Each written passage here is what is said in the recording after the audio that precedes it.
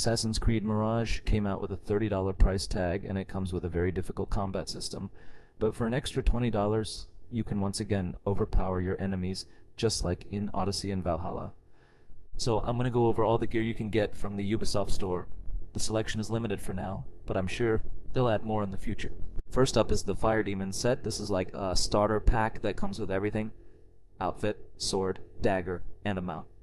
Okay, so the Fire Demon outfit looks pretty awesome. I only wish they would have made the flaming skull instead of the hand, so you can roleplay as Ghost Rider or something.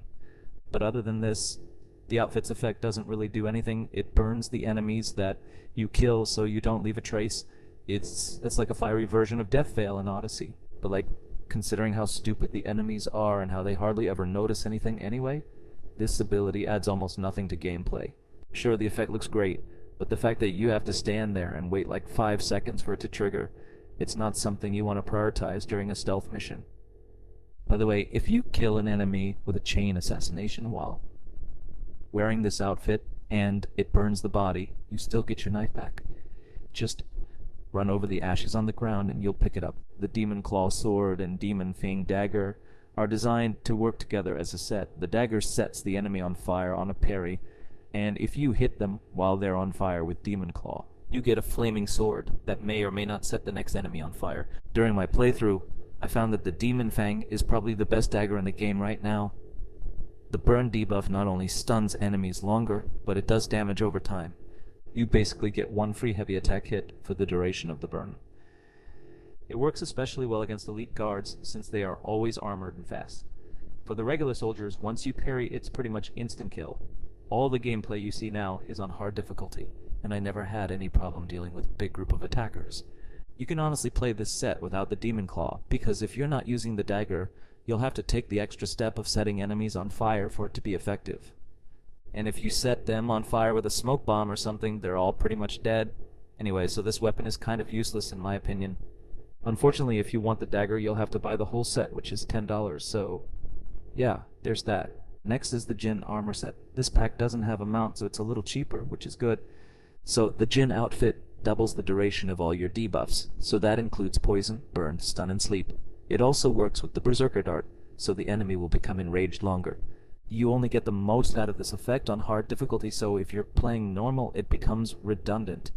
I mean, sure, yeah, you kill them faster, but only by like a second at most. This outfit works best against elite enemies, as you can poison and burn them longer.